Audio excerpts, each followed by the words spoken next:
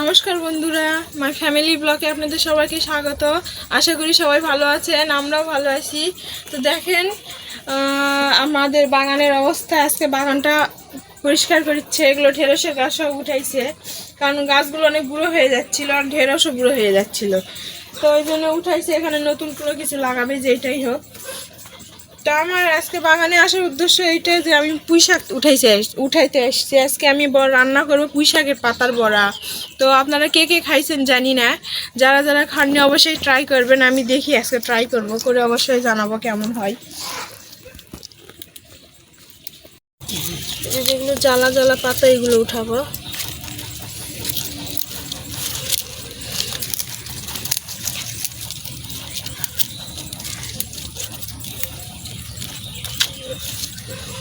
বৃষ্টিতে পাতাগুলো গায়ে কাদো লেগে গেছে।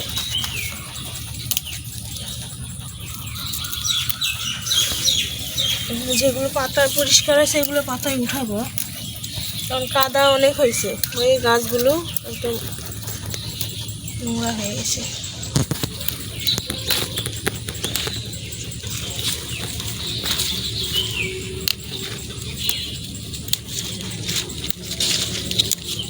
এগুলো ভালো করে ধুয়ে পরিষ্কার করতে হবে। তাছাড়া এই যে আমার পুঁই শাকের পাতা উঠানো হয়ে গেছে।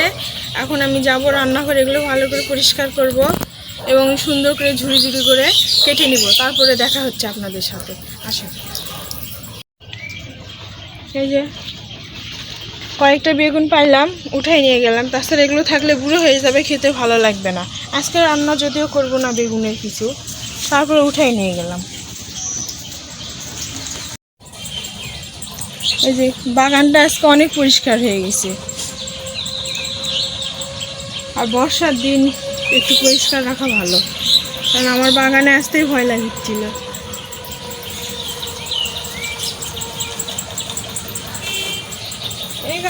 এই যে পেঁপেগুলো অনেক বড় বড় হচ্ছে, আর এতক্ষণে যে গাছ হচ্ছে, গাছে বেশি বাড়তে পারছিলেন, এখনও আশা করি বাড়বে, বড় হবে, তাড়াতাড়ি বড় হবে।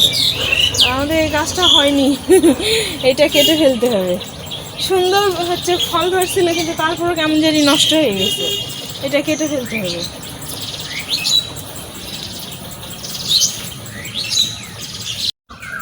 এই যে বাগান পরিষ্কার করতে ওখানে অনেক কচু শাক হয়েছিল, সেগুলো নিলাম। এগুলো তো অনেক পুষ্টিকর খাবার, খেতেও ভালো লাগবে। তো এই যে নিয়ে যাচ্ছি, আজকে অনেকগুলোই হইলো।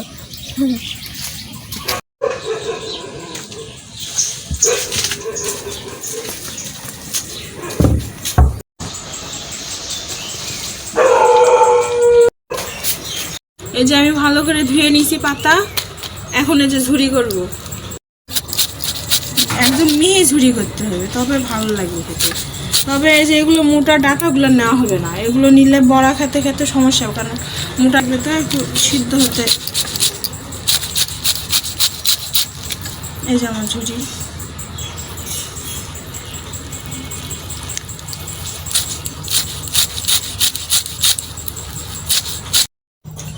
কুচনো পুঁই শাকের পাতা দিয়ে দিলাম।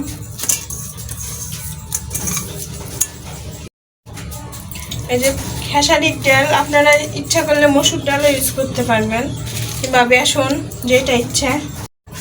এই যে কাঁচামরিচ কুচি, আর এখানে পেঁয়াজ কুচি দিয়ে দিব। তো আমি এখানে কাঁচামরিচ বেশি দিব না, পরে দিব, আমার সোনামণি আছে খাবে, দুই একটা দিলাম। আর এটা পরে দিব, ওর জন্য দুটো বানাবো, তারপরে দিব। গোটা জিরে কয়েকটা দিব, এরপরে একটু আদা বাটা, জিরে বাটা, আর এই যে একটু ধনে বাটা।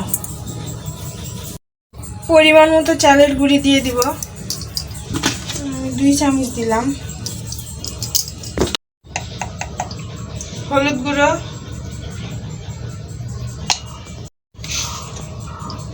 পরিমাণ মতো লবণ দিয়ে দিলাম। সুন্দর করে এখন মেখে নিব। এই যে আমার সুন্দর করে মিক্সড করা হয়ে গেছে। এখানে আমার একটুকু জল দিতে হয়নি, কারণ পুঁই শাকের পাতা থেকে যে জল বের হয়েছিল ওইটা দিয়ে সুন্দরভাবে হয়ে গেছে।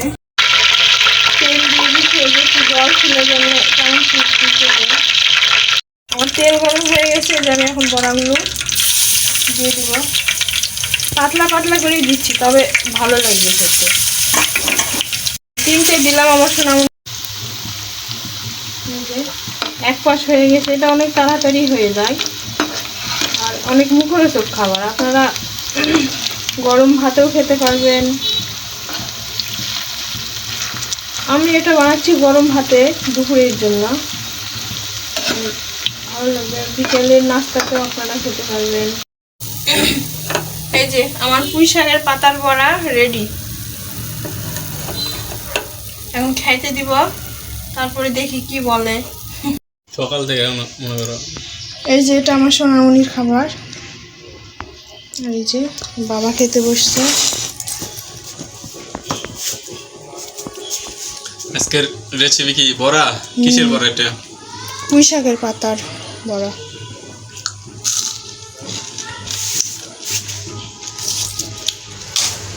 আসলে অনেক সুন্দর হয়েছে, অনেক সুস্বাদু, ভালো লাগছে সত্যি। তাই, থ্যাংক ইউ। অনেক মুসমুসে হয়েছে না? যে সাউন্ড বের হচ্ছে তোমার মুখ থেকে, অনেক সুন্দর হয়ে।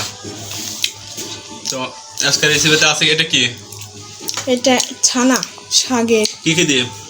শাক, আলু, কাঁঠাল দিচ্ছি। আর কি কি মাছ? এই যে তোমার তেলাপিয়া মাছ। তেলাপিয়া মাছ দিয়ে আলু পেঁপের পাতলা ঝোল।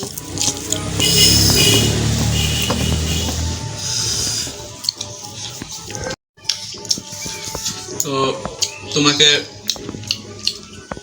অনেক অনেক ধন্যবাদ এত সুন্দর একটা খাবার উপহার দেওয়ার জন্য। অনেকই পুঁই শাকের পাতার বড়া খাইনি, আজকেই ফার্স্ট খাচ্ছি।